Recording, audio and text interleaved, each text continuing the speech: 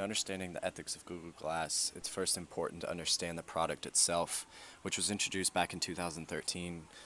Google was trying to create a product that was essentially a hands-free smartphone. And in the beginning, it was only meant to be a starter version, and they expected, with proper consumer response, to announce a version later, maybe a year or so later. However, there were a lot of problems that came up with the release of Google Glass, which was in the beginning intended to be a starter version of a hands-free smartphone.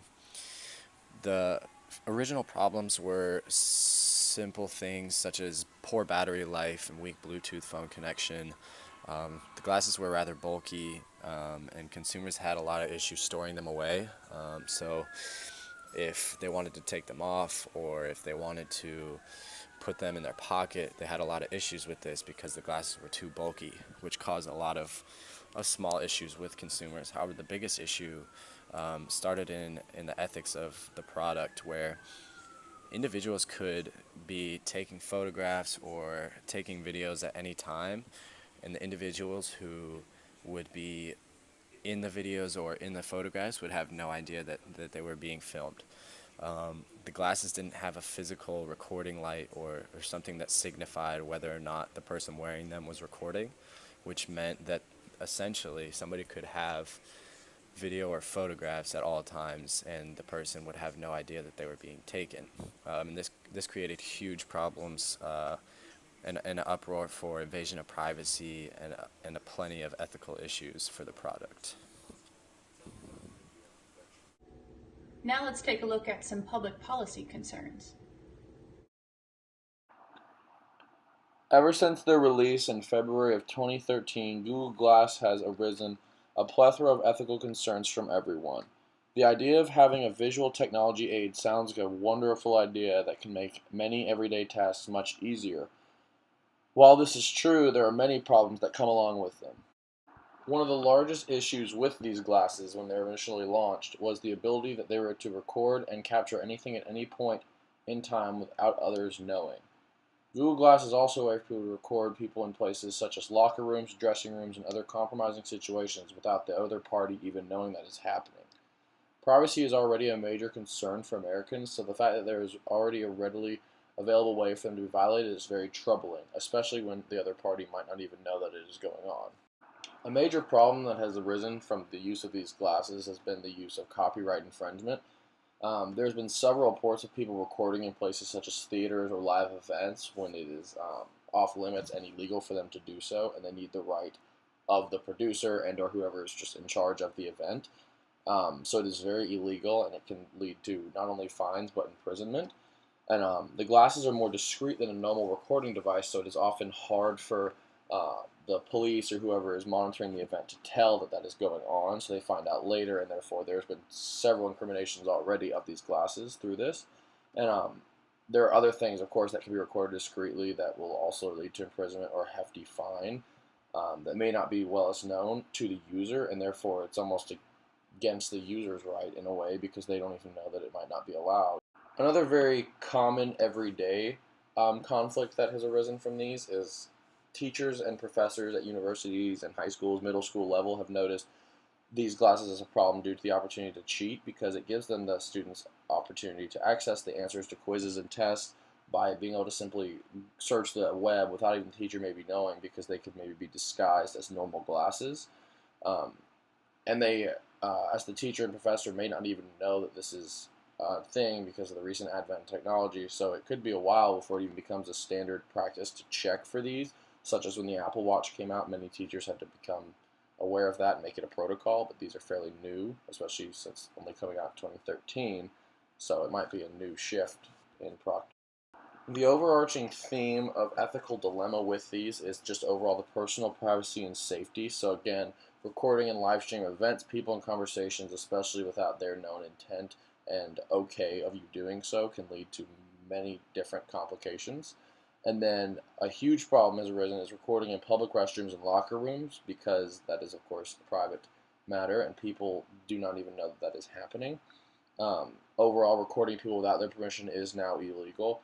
And then another problem has become with safety of driving with these glasses. Several people have been pulled over and then given tickets for just driving with these glasses because it is illegal to drive not only on your phone but with any technology device distracting you. So that has been an overarching problem as well, is just overall safety of users, whether they're walking down the street or driving a car, and the safety, of course, of the others around them. Incoming call from Luke.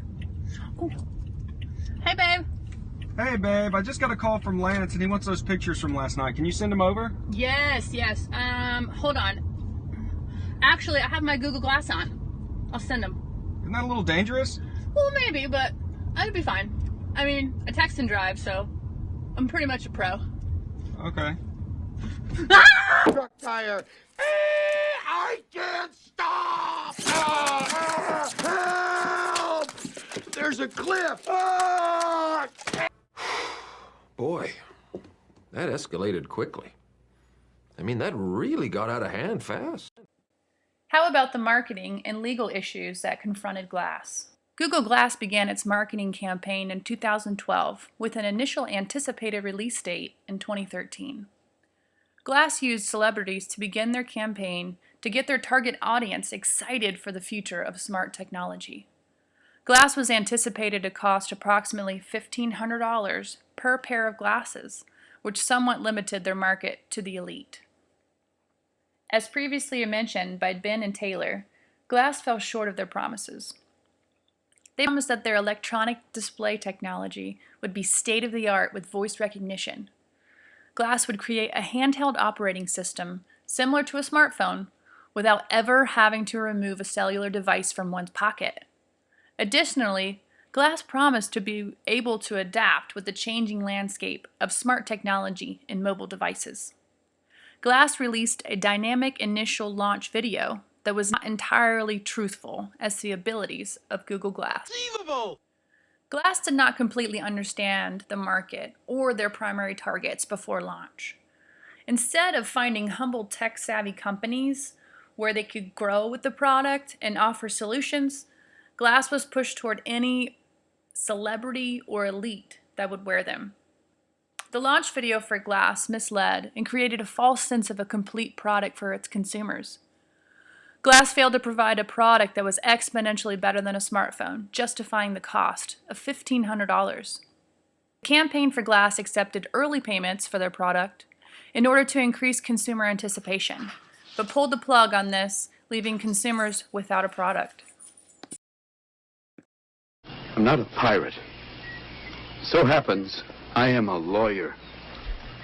Kill the lawyer! I'm not that kind of lawyer. Yes, the legal issues. Google Glass experienced a number of potential issues as previously mentioned. Here are some examples. Negligence. The device involves using the most important sense, sight, in order to pay attention to the screen. Daily activities without focus through sight become much more difficult, leading to accidents. Allow the product to be purchased and later discontinued. Opened up Google Glass for claims of breach of contract, unjust enrichment, and consumer protection claims. Just to reiterate on Taylor's point, invasion of privacy. Unlike removing from a pocket and recording, Google Glass made it really easy to spy, snoop, or stalk in an inconspicuous manner.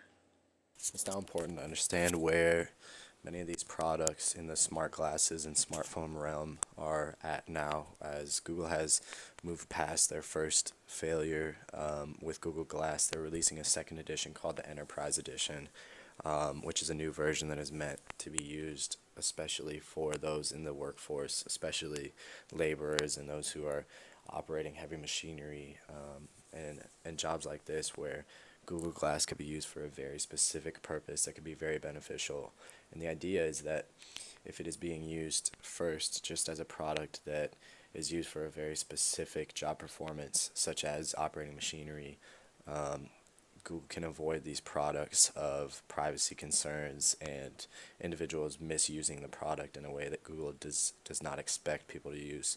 And then the hope is that Google can now build on that and find a better product and a better way to develop their original product that better suits a broader market.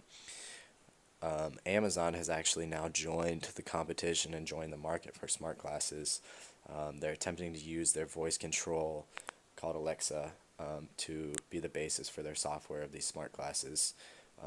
Their speakers and a lot of their voice control products already dominate the market, and they're hoping that they can also dominate this potential market of smart glasses once they release their first product. And the way that they're avoiding what Google did is they're completely bypassing a camera in their version of the glasses, and they're hoping that all the people who were afraid of privacy concerns will be more interested in buying Amazon's product rather than Google's, due to the fact that they won't have to worry about being filmed or being taken pictures of. And this has created a whole new market for smart glasses. And people are hopefully going to be able to use these in a proper way where they won't have to be concerned about invasion of privacy.